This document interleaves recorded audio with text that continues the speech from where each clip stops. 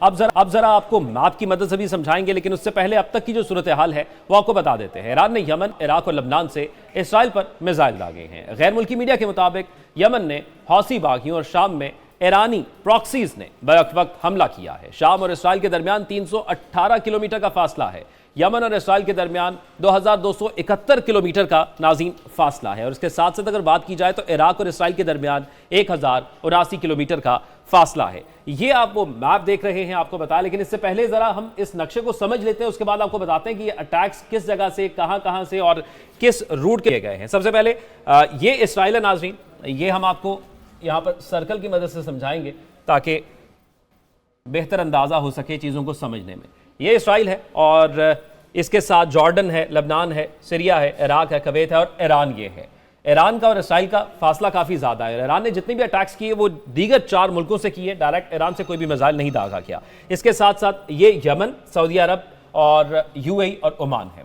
इसी तरह अब अगर अटैक्स की बात करें कि किस जगह से किस मुल्क की जानिब से अटैक किया गया, यमन ने रेड सी के जरिए जो है वो ये मिसाइल दागे हैं इसराइल पर, और ये रूट बनता है जिस रूट के जरिए ये मिसाइल दागे गए। इसके साथ साथ अगर बात की जाए सीरिया के हवाले से और सीरिया के रूट की निशानदेही करें तो सीरिया ने ये रूट इस्तेमाल किया है जिसमें इसराइल पर मिसाइल दागे गए हैं। इसके साथ साथ अगर हम आगे बढ़ें, मुख्तलिफ कलर्स का मकसद ये नाज़रीन कि आप इसको बेहतर अंदाजे से समझ सकें कि किस रूट के जरिए इन तमाम तर चीज़ों को अमली जामा पहनाया गया ईरान की जानिब से। और इसके साथ साथ अगर लबनान का जिक्र करें तो लबनान ने ये रूट इस्तेमाल किया है।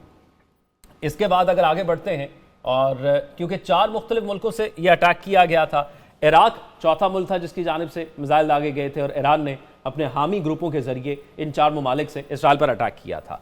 तो ये ईरान का रूट था और ये इसराइल पर आया क्योंकि जॉर्डन की जानिब से कहा गया कि उनके एयर डिफेंस सिस्टम ने कुछ मिसाइलों को इंटरसेप्ट किया है। अब ये नहीं उन्होंने बताया कि वो मिसाइल कहाँ से आए थे, ये अभी तक उनको भी क्लियर नहीं है या उन्होंने अभी तक ऑफिशियली अनाउंस नहीं किया।